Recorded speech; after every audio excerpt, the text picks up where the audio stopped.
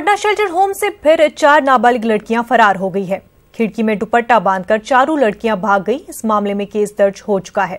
Police छानबीन में जुट चुकी है। आपको बता दें कि आशा किरण शेल्टर होम का ये पूरा मामला है।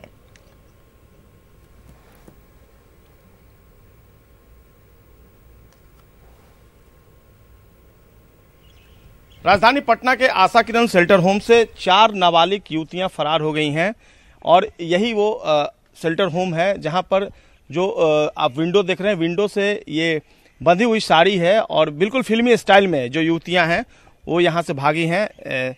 और जो ये चारों युवतियां हैं, पिछले 6 नवंबर को इस शेल्टर होम में इन्हें लाया गया था।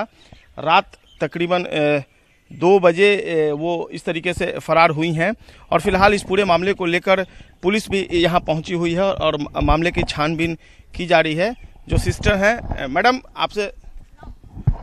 से मैंने प्रतिक्रिया लेनी चाहिए, वो लेकिन मना कर रही हैं। लेकिन इतनी जानकारी मिल पाई है कि बिहार के बाहर की वो युवतियां हैं, मुंबई इलाहाबाद से लाई गई थी और इसके बाद तकरीबन उनकी उम्र जो है वो 16 साल के करीब बताई जा रही है 3 युवतियों की, और एक युवती की उम्र जो है वो 10 साल के करीब है।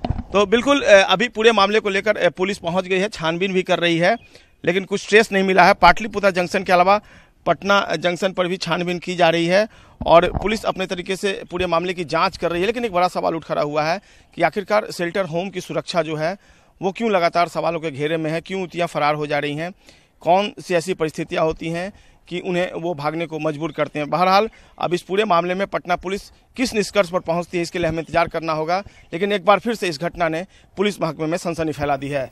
कैमरा पर्सन दीपक के साथ संजय कुमार, न्यूज़ 18 पटना।